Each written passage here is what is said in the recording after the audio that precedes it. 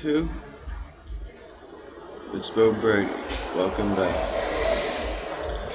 So, I got this article I'd like to show you. Visionary Solutions to Bayfront Inundation. And take a look at this picture. Does that remind you of anything?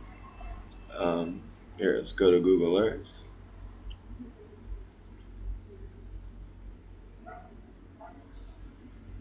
Hey, I had this preloaded. What's going on here? Alright, see this?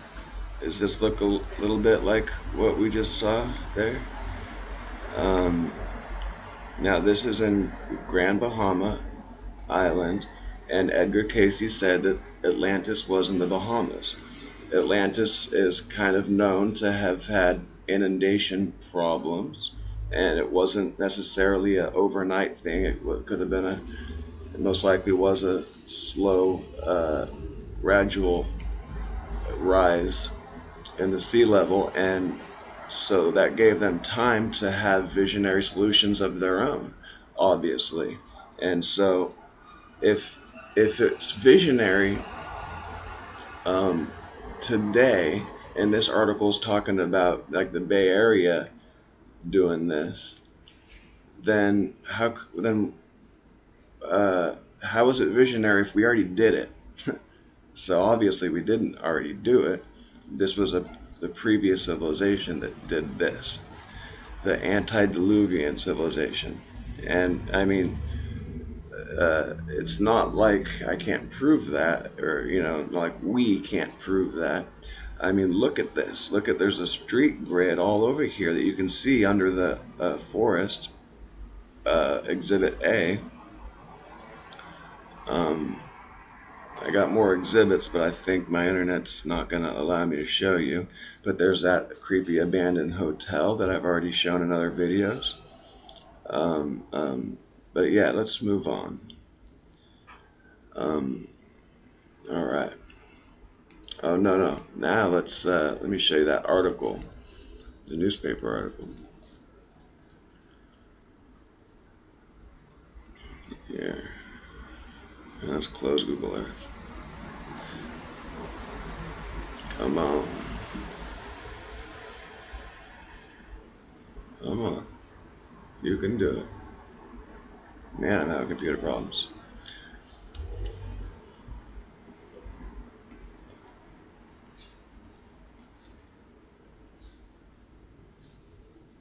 Okay. So this right here also looks like what we were just seeing, channel, but this is in San Francisco, and it's showing this water coming quite a ways inland here. That's right up here is where the Golden Gate Bridge is today. Here, let's open this picture and make it bigger. Come on. Alright, right up here is the Golden Gate Bridge, and it looks like there was a bridge before there. I mean, there's a small narrow piece of land right there for some reason that's going in the same direction in the same place as the bridge. So, but this reminds me of the Great Grand Bahama channel, and it's coming way inland into, hey, go back. Go back. Come on. Anyway, you saw it going way inland there, right?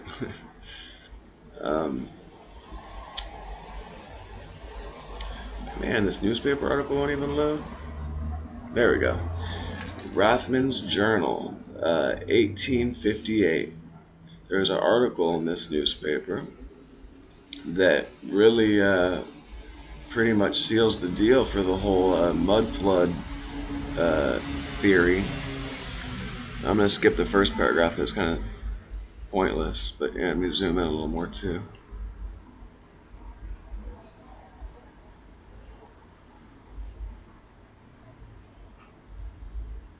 How about that? Okay. Strange, strange as it may appear, America abounds in antiquities so extensive, so beautiful and majestic as to rival those of Thebes or Nineveh. Ruins of ancient cities of immense extent, fortifications, mounds and pyramids, temples with walls built of hewn stone, showing a refined taste in architecture, and adorned with human figures, beautifully, just like on the buildings in San Francisco, they have human faces on a bunch of them. Beautifully executed, large altars, like that picture that I didn't want to see, but we just saw the busted one. Large altars, or ornated with hieroglyphics, probably giving record of those who reared them, but which no man has been able to decipher.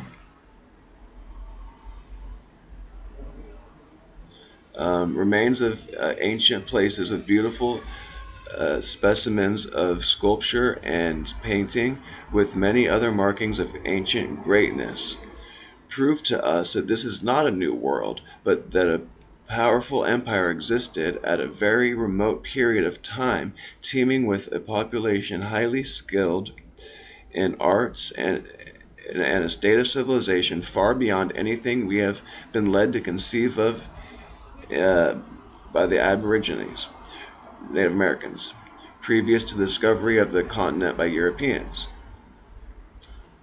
The antiquities of America extend from the eastern shores of Maine and Massachusetts to the Pacific, from the Great Lakes and British dominions to Peru and La Plata in South America. In fact, throughout the extent of both continents. Something in our sense, forests grow over the ruins of large cities, and the gigantic size of the trees, with indications that other generations of trees sprung up and grew before them, proves that the ruins were in existence before the Christian era. So basically, it's year 2019. Well, so 2019 years ago, the era before that. Before Christ and after Christ, BCE and A. Yeah. In every portion of the United States, interesting ruins have been discovered. In the state of New York, have been found sculptured figures of 100 animals of different species, executed in a style far superior to anything established by any of the existing tribes of Indians. And this guy doesn't give Indians much credit, I guess, but I know what he means. The state of Ohio abounds in ruins of towns and fortifications with extensive mounds and pyramids. At Marietta and Missouri, beautiful pottery, silver and copper ornaments, and pearls of great beauty and luster have been dug from the earth. Dug from the earth. What caused it to be buried? People don't just bury their valuables. You understand? In the caves of Tennessee and Kentucky, mummies have been found in such high state of preservation, clothed with cloths and skins of various texture, inlaid with feathers, like discoveries have been made at Carlton near Milwaukee. In the state of Wisconsin, ruins of huge fortifications appear.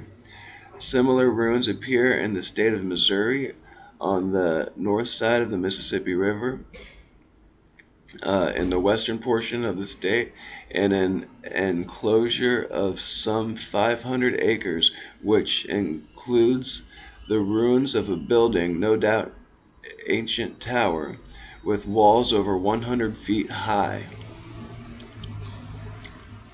And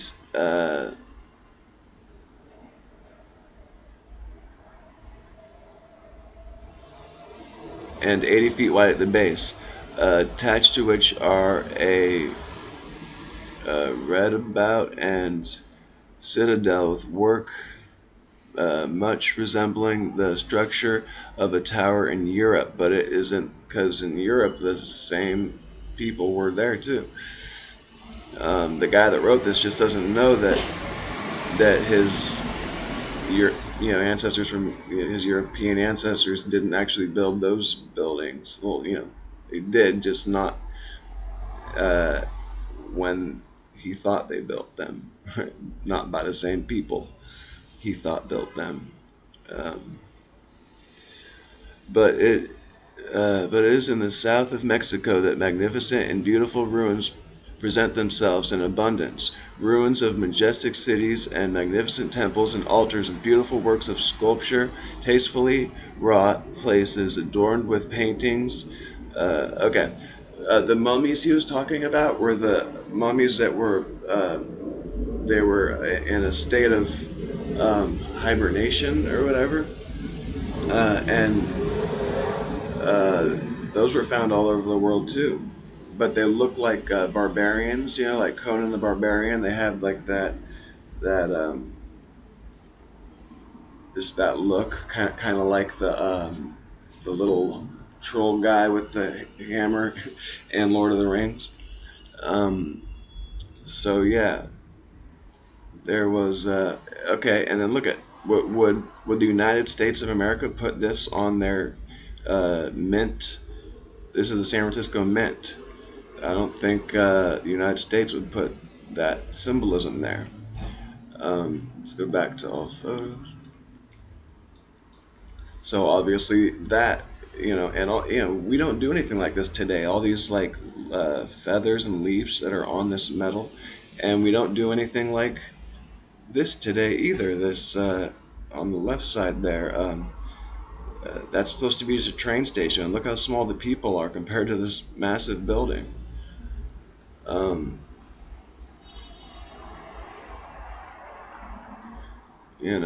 And so they were more, the biblical flood happened, but the people that the flood wiped out were more advanced than we ever thought they were, and their buildings resemble the ones, they in fact are the ones that we inhabit today in many big cities. But here it's showing that same symbol all over the world on different buildings. This symbol, it's not, what it means is the great year, the precession of the equinox. Really, it's the solar system going around the galaxy. And I don't want to go there, but this on this far right hand side here is what is left today out of all of these that were once there. But that's in Bologna, I guess. But these towers are so narrow that you can't actually do anything inside of them. You can't. They obviously had a different purpose, because this right here, the stair set, is how big it is inside. So I believe that it was just a long wire with a metal ball, just like Tesla had on his laboratories. And so here's an abandoned hotel that got, and there's dirt all up on the side here, that got rebuilt, and that's what it looks like today. That's in North Korea. Here's an abandoned hotel that's in the Great Bahamas. I was trying to show it to you in Google Earth, but alright, and then the Sphinx, how did it get buried? Was Egypt ever abandoned for a long period of time? I don't think so. So how did it get buried without a cataclysm? These hands here at Göbekli Tepe, they match identically to the hands on the Moai statues. I'll show you that right now. Alright, see the little hand right there, you can see it's the same, exactly the same style. And then these Egyptian headdresses look just like these Native American headdresses. both of them, both those styles, or these two styles. This image right here, it's blank, is supposed to be Phoenician, but these hieroglyphics here actually look a lot like the Phoenician alphabet.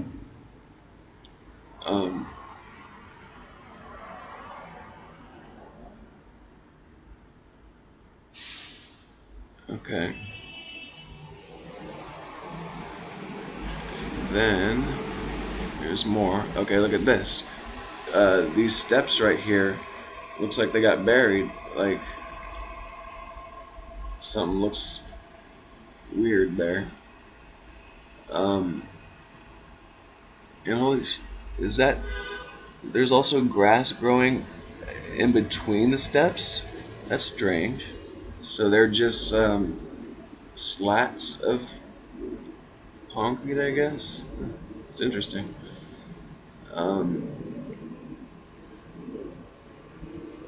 So look at this.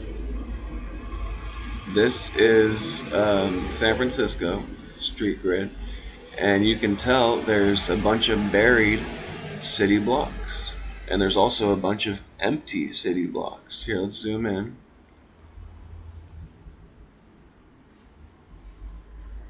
No, there's buildings on there's more buildings than I thought there was, but some of them are just empty, and some of them appear to have no roof. Like these are just walls without roofs, just like I see in other places. And then here we can see there's structures.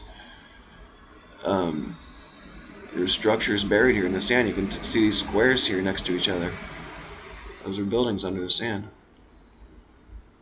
And more structures under the sand here. Yeah, a cataclysm definitely happened here. You know, what would make these city blocks in San Francisco, a pretty big city, just stripped clean and buried with all kinds of structure. You can see more structures under the sand here. All right, let's go back.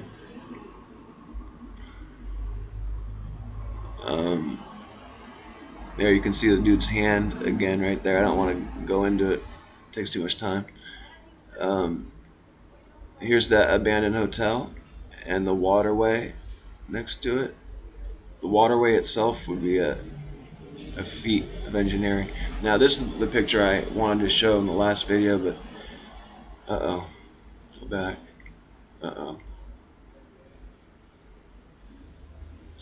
Yeah, I wanted to show this one because this one's really trippy.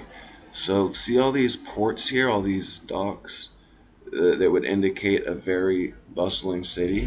Well, it appears there's a forest growing in the middle of that city there. Those look like trees right here to me. Or, you know, if not, then what's causing us to be unable to see these street lines go any further? You know, we can see this one go all the way up. Why can't we see? And we can see, okay, maybe, I don't know. It just looks like it's not buildings, whatever it is. It looks like vegetation right here. But, you know, where's the buildings? If there's all these ports here that should be facilitating a lot of commerce, then where's all the fucking buildings? This place is empty. It's like stripped clean. And this is a real picture. There's a little boat. It's an old picture from a hot air balloon of San Francisco.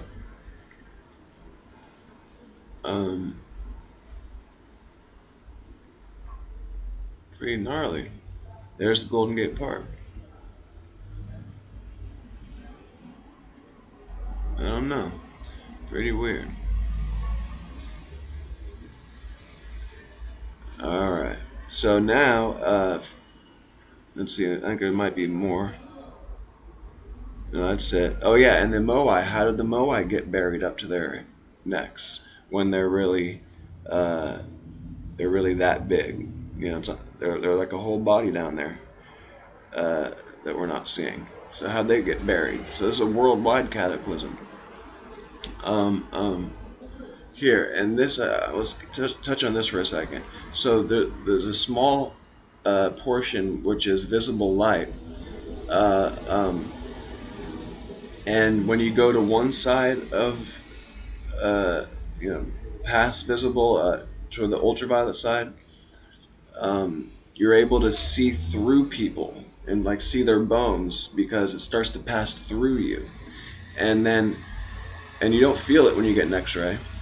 But then on this side of the spectrum, you feel it. Infrared is heat, so you're feeling it. Microwave, you'd probably be feeling that a little more. Okay, radio, and then it goes back to passing through you. But it's like tangible. There's like a tangible part or like a part where you like feel it. It's heat, and then there's the visible part, and then there's the part that goes through you. And so this whole thing could basically be a loop, because radio goes through you, gamma goes through you, and so this should be a complete circle. But that said, there's the part you can feel and the part that goes right through you. Um, um, I think the same would apply to matter. Matter and antimatter would just be two ends of the vibration frequency. The reason we don't see any antimatter or it's missing in the universe is because it's got the opposite vibration to normal matter, and so it doesn't interact with us at all. And I believe that's what the dark, that's where all the missing dark matter is. And yeah, uh, passes right through you. There's a part you can feel and a part that would pass through you. Anyway, I think I'm going to have to end the video there, but I have some UFOs I'm going to show and upload later.